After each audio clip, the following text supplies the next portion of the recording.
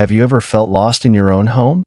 That strange feeling of familiarity mixed with quiet loneliness, like you're surrounded by people but still standing alone? If so, today's story might speak directly to you. And if you enjoy stories that make you reflect, consider subscribing to this channel so we can share every emotional journey together. Emma's Café wasn't much to look at from the outside. It sat on the edge of a small town, a few blocks away from the steady hum of a sprawling military base. The faded wooden sign above the door read, "Emma's Corner," handwritten in soft blue paint, weathered just enough to feel like a well-loved secret. Inside, the smell of strong, black coffee mingled with the low murmur of quiet conversations and the occasional clatter of ceramic mugs. This wasn't the kind of cafe you came to for fancy lattes or Instagram-worthy foam art. Emma made simple coffee, dark, hot, and reliable, just the way the veterans who came through her doors liked it. There were no complicated drinks, no flashy pastries.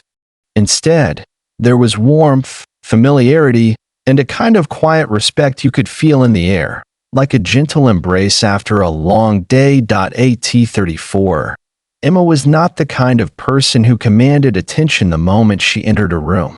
She had a soft voice and steady hands, and her eyes held a calmness that made you feel seen even when you said nothing. Behind her worn apron was a woman who had learned how to listen without judgment, who remembered birthdays and deployment dates like they were sacred holidays. Her cafe was more than just a place to grab coffee. It was a refuge for people whose lives carried stories that couldn't always be told. Every Wednesday at 9 a.m., Emma hosted what had quietly become a ritual in town, Heroes Hour. It began as a small gathering with just 3 veterans, her father-in-law, a retired Marine drill instructor named Ben, Ralph, a Vietnam veteran who rarely spoke but always came, and Louisa, a former Army nurse with a laugh that echoed like chimes in a breeze. Over time, the circle grew, welcoming veterans from Desert Storm, Iraq, and Afghanistan. They came less for the menu and more for the presence Emma created, a space where they could be seen and not fixed, where silence was welcome and stories were shared without pressure. Emma never talked much about her own story, but those who knew her understood the quiet sadness she carried. 6 years ago, her husband, a staff sergeant named Michael, was killed in action during his final deployment. His photo hung behind the counter, not in uniform, but casually dressed, holding a coffee mug outside the cafe. It was taken just weeks before he left, a reminder of what had been and what was lost. Since Michael's passing, Emma had poured her grief into building this cafe, not to escape her pain, but to give it meaning. For her, the cafe was a living memorial, a place where the invisible wounds of war could find a voice in the gentle clinks of coffee cups and the steady rhythm of brewing machines. It was a place where veterans could walk in carrying their burdens and leave feeling a little less alone. The town itself seemed almost frozen in time, with its oak-lined sidewalks and American flags fluttering proudly on porches. But inside Emma's Corner, time slowed down. People greeted each other by name. Teenagers held doors open without being asked. The mayor stopped by monthly just to say thank you for holding the town together in ways no government office ever could. But Emma's mission was never about recognition. It was about love, quiet, steady, unspoken. Every time she poured a cup of coffee for a vet too anxious to join the crowd, every time she checked on someone staring out the window a little too long, every time she let a dog curl up under a table without a question, it was instinct, not rules. Her cafe wasn't governed by policy manuals or health codes, but by a deeper code of empathy and respect. This ordinary Wednesday morning began like all the others. The bell above the door jingled softly as regulars filtered in. Coffee brewed, laughter mixed with quiet chatter, and the sense of belonging wrapped around everyone like a warm blanket.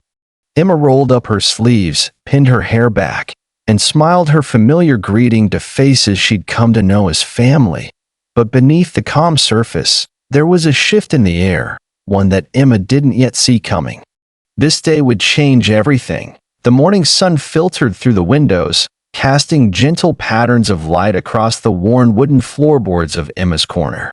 The cafe buzzed with the usual quiet energy, low conversations, the hiss of the espresso machine, and the comforting aroma of freshly brewed coffee. Emma moved behind the counter with practiced ease, setting out ceramic mugs she had reserved for the veterans who came faithfully every Wednesday morning.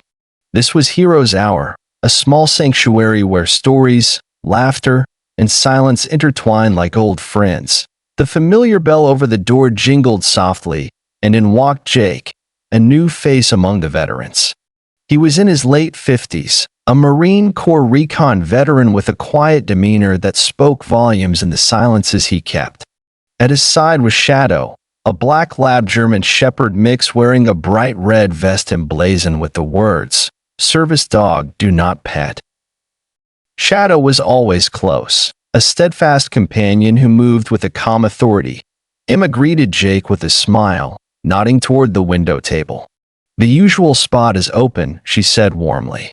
Jake gave a curt nod, murmuring thanks as he settled into the corner with Shadow quietly padding alongside him.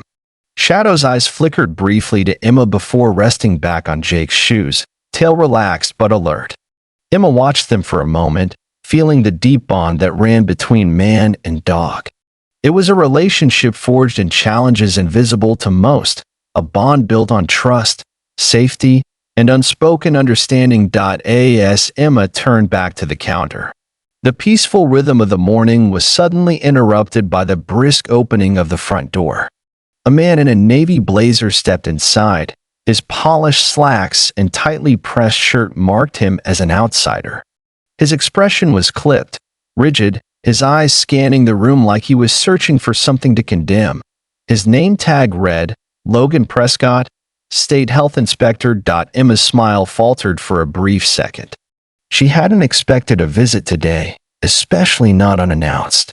But she quickly masked any hesitation with polite professionalism. "Can I help you find something?" she asked gently. "Inspection?" he replied curtly, voice flat and official. Without waiting for an invitation, he began methodically moving through the cafe. He tapped metal surfaces, opened refrigerator doors, and checked labels with the detached focus of a surgeon. Customers quieted down, eyes flickering toward the man who disrupted the usual calm. Then his gaze fell on Shadow. He stopped mid-step, the inspection clipboard poised but forgotten in his hand. "That animal," he said loudly, pointing toward Shadow, "is in violation of state health code. No animals permitted where food is served." A hush fell across the room. Conversation ceased. The usual hum of comfort faded into a taut silence. Emma stepped forward, voice calm but firm. "He's a registered service dog. The ADA allows his presence here." Prescott's eyes narrowed, scanning the room as if expecting backup or approval. "I don't care what vest he's wearing," he snapped. "Animals carry dander, saliva, hair. This is a food hazard. Unless you want this cafe shut down, that dog goes." Jake stiffened in his chair. His hand gripped the coffee cup so tightly it threatened to shatter. Shadow remained still, eyes locked on Jake, sensing the tension but remaining calm and composed. Emma took a breath, steadying herself. She looked directly at Prescott and said, "I won't ask a veteran to leave, and I won't ask his service dog to leave either. You're welcome to write your report, but you'll do it knowing you tried to humiliate a man who served this country in front of the very people he served to protect." The inspector's jaw clenched. The room felt like it was holding its breath. Suddenly, the door swung open again, and another figure stepped inside, Deborah Lyle, the regional manager for the cafe's parent company. She had arrived early for a routine check-in but stopped dead when she saw the scene unfolding. Her eyes were cold, her tone icy. "Emma Donnelly," she said sharply, "you've just violated a direct health compliance policy in front of a state inspector. Pack your things. You're terminated." Gasps erupted from the cafe's patrons. A spoon clattered to the floor. Jake sat stunned, caught between shock and anger. Emma didn't move at first. Then, Slowly, she looked around the cafe, at Jake, at Shadow, at the small chalkboard that read, Hero's Hour Today, free coffee for vets. Her lips curved into a quiet, defiant smile. She untied her apron with trembling fingers, folded it neatly, and placed it on the counter. Then she leaned toward Elena, a young barista standing nervously by the espresso machine, and whispered, "Make sure Jake gets his refill." Emma walked out the side door into the morning sunlight. The cafe stood frozen behind her, a moment suspended in time. No one followed. But somewhere, someone had pressed record. The quiet act of defiance, a refusal to compromise dignity for rules, had been captured, set loose into the invisible networks of social media, and far away, in a quiet office lined with military photos and brass plaques, Colonel Richard Gaines received a phone call he couldn't ignore. For 35 minutes, the cafe was silent. Customers whispered, some left their coffee half-drunk. Others sat still, eyes flickering toward the door as if waiting for the next act in a play they couldn't script. Elena's hands trembled as she poured Jake's second cup. "I didn't know what to say," she admitted later, "but I knew if I left my post, I'd be letting Emma down." Jake sat quietly at his table, untouched cup before him.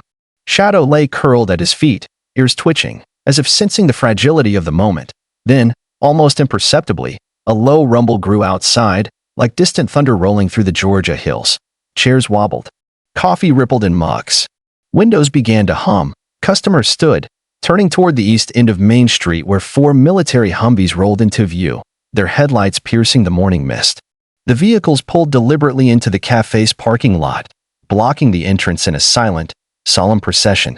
Doors opened in unison, and out stepped Colonel Gaines, decked in full Marine Corps dress blues, gold buttons gleaming, polished gloves in hand. Ribbons and medals lining his chest.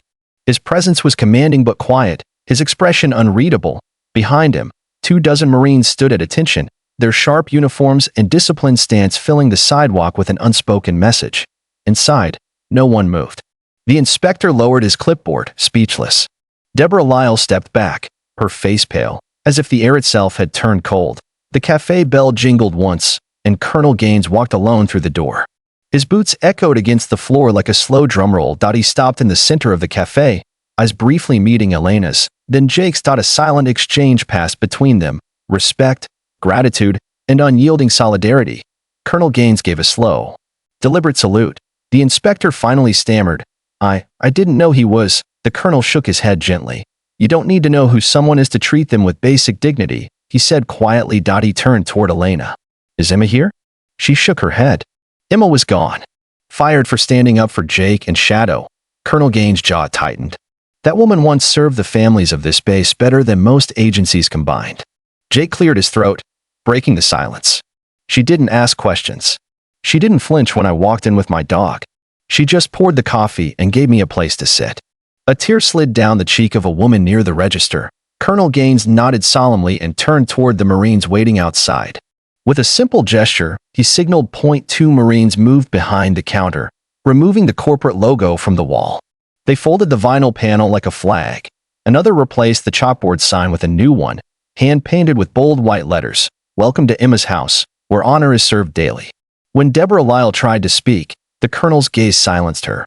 "You've made your decision," he said. "Now we'll make ours." He stepped outside, phone in hand. Moments later, Elena's phone buzzed with a direct message from Fort Granger headquarters. They requested Emma report there that day. Jake exhaled slowly. Shadow rose from his spot, tail wagging gently. The cafe that once held coffee and comfort now stood at the center of a reckoning. The sun had climbed higher, but Emma sat still in her truck, parked just beyond the driveway. The engine was off, keys heavy in her hand, her body caught between movement and frozen hesitation. Outside, the world went on. Birds chirped, leaves rustled softly in the breeze, but inside Emma, a storm raged with no outlet. Her cafe clothes were stained with coffee spills, jeans worn thin at the knees, and a favorite blue flannel she'd worn since the day Michael left. Shoes dusted with espresso grounds and the weight of 1,000 small acts of kindness. But none of that mattered now. In this moment, she felt stripped bare, exposed by the firing that had unfolded like a slow-motion collapse. 6 years of loyalty, erased in a single sentence. The thought circled endlessly in her mind like a haunting refrain. The room behind the counter where she had spent countless mornings greeting veterans, where laughter and silence had intertwined into something sacred, was now just a memory, a shuttered door. Her fingers trembled as she traced the worn photo of Michael in her lap. Him in jeans and a flannel, his easy smile a beacon of the life they had shared before the war claimed him. She whispered his name, a quiet prayer tangled with grief and resolve. Her breath hitched, a tightness knotting in her chest that no amount of coffee or deep breaths could untangle. This wasn't just about a service dog or a policy or even a job. It was about what she had stood for: dignity, respect, and the unyielding belief that those who served deserved more than rules and regulations. A knock at the window startled her, and she looked up to see Colonel Richard Gaines standing outside. His presence was calm but commanding, a reminder of all the things Emma had fought to protect. "Emma," he said quietly, voice carrying the weight of authority and something softer, understanding. She nodded, eyes brimming with tears she refused to shed in public. The colonel gestured toward the base gates, and without another word, Emma started the engine, her mind swirling with questions she dared not ask. The drive to Fort Granger was familiar yet strange. Roads she'd traveled countless times as a military wife now felt like passageways to a new, uncertain chapter. Inside the main administration building, portraits of past commanders lined the walls. Each framed face told a story of leadership and sacrifice. Emma felt small amidst the polished wood and cold marble, an outsider walking through corridors that belonged to a world she had only brushed against. Colonel Gaines met her at the door, dressed now in a crisp khaki uniform. His calm eyes met hers with quiet resolve. "Thank you for coming," he said, extending a firm hand. Emma shook it, steadying herself. "I'm not sure why I'm here." The colonel led her down a hallway to a door marked Veteran Transition and Wellness Initiative. Inside was a room filled with folding chairs, whiteboards scrawled with notes, and boxes of donated supplies, therapy mats, medical equipment, and signs of a project struggling to find life. "This is a pilot program we've been trying to get off the ground for 2 years, Gaines explained. "The problem is, it's hard to find someone who understands veterans, not just paperwork, but from the inside." Emma folded her arms, the weight of grief and hope tightening her voice. "I'm not a therapist. I don't have degrees in social work." Gaines shook his head. "But you built a place where men and women with invisible wounds came to heal.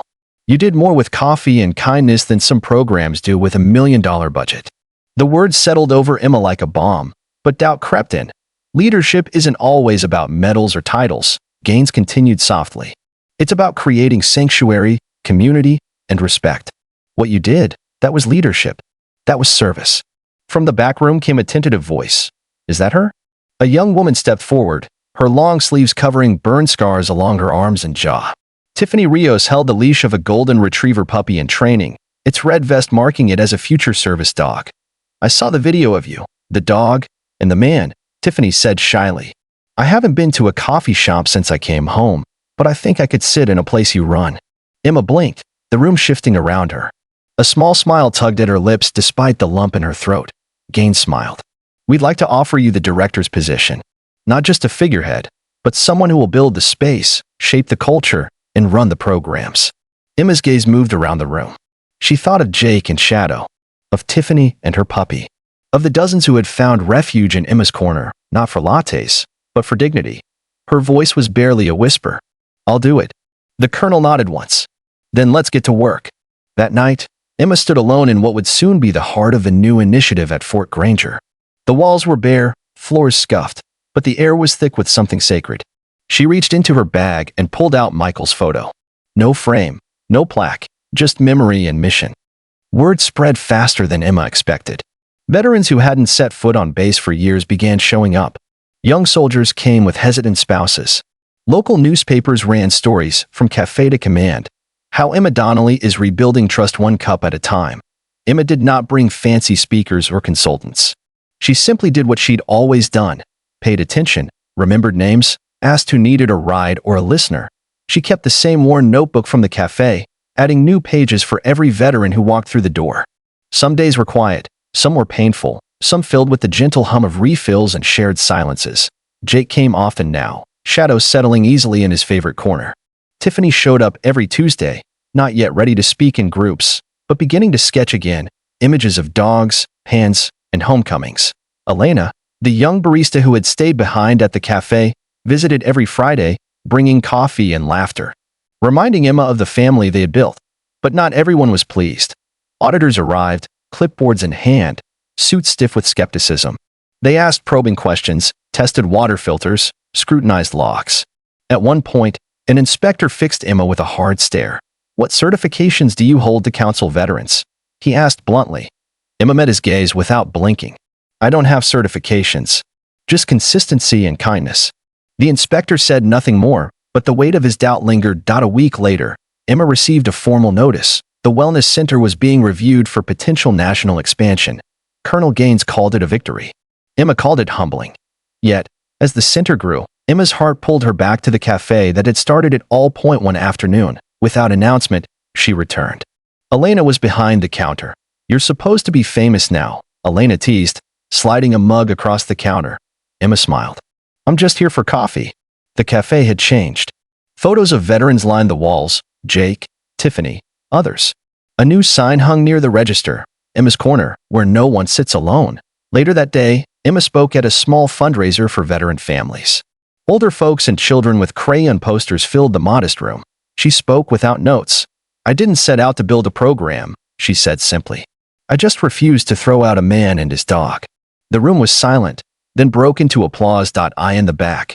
Jake stood tall, silver star pinned to his chest, giving a quiet salute. Back at the center that night, Emma sat alone beside the wall of photos. She taped a snapshot from the conference, the standing ovation, to the wall next to Michael's photo. Below, she wrote a simple line: "Honor grows where kindness is consistent." As she turned to leave, a young veteran with nervous eyes entered. "Is this the place for, people like us?"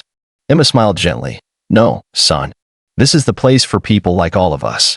And just like that, her circle wasn't just full, it was open. The days that followed were a whirlwind of change, yet beneath the rush, Emma felt a growing stillness within her, a quiet kind of strength that only comes from weathering a storm and choosing to stand.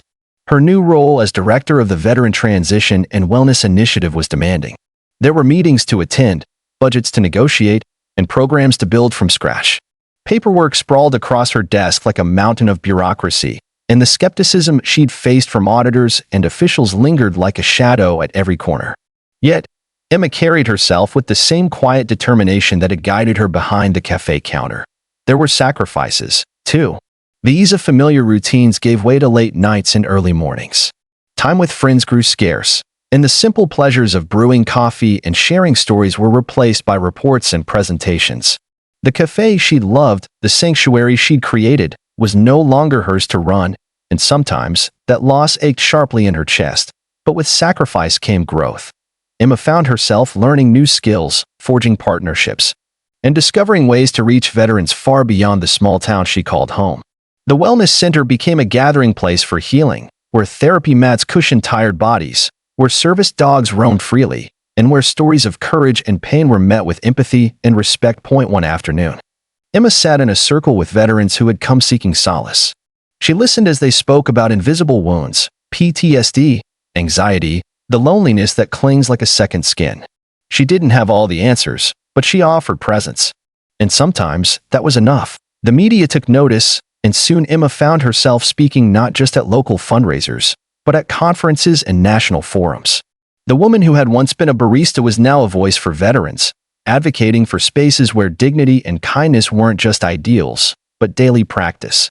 Yet, amid the accolades and invitations, Emma remained grounded. She carried Michael's photo with her, a reminder of love lost and the mission that drove her forward. It wasn't about fame or recognition. It was about honoring the quiet courage of those who served. But not everyone embraced this new chapter with open arms. Some officials questioned her lack of formal qualifications. Auditors scrutinized every detail, searching for reasons to doubt. The weight of proving herself to those who saw her only as a cafe manager was heavy. Emma grappled with moments of doubt. Was she enough? Did her kindness and experience carry the same weight as certificates and degrees? The answer was never simple, but every story shared, every smile returned, and every life touch became a testament to her impact.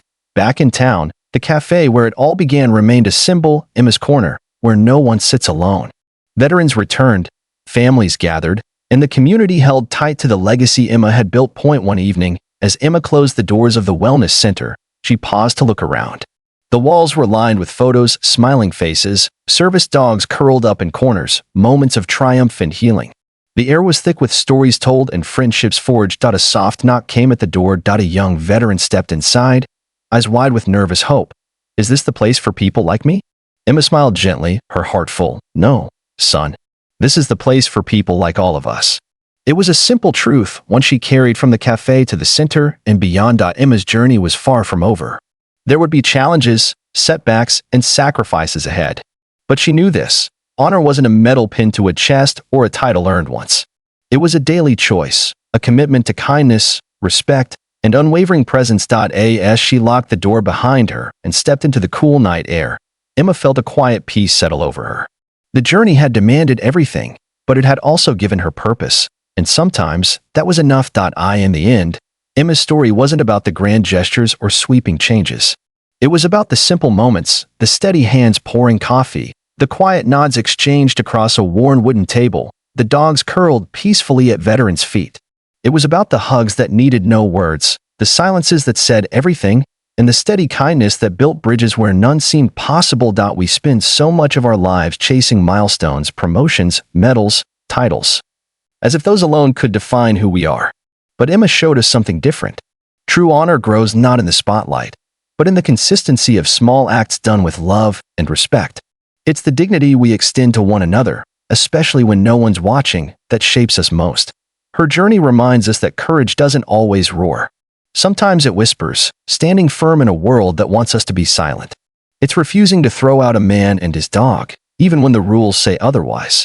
It's choosing empathy over fear, presence over indifference, and humanity over bureaucracy. Emma's story asks us to look closer, to see the quiet heroes among us, the ones who don't wear uniforms or carry badges, but who hold their communities together with invisible threads of care. If something inside you stirred as this story ended, please subscribe. Not just to follow a storyteller, but so we can preserve the fragile beauty in life together. Let's honor the small acts of grace, the moments of courage, and the power of kindness. Because in these, we find the true legacy worth protecting.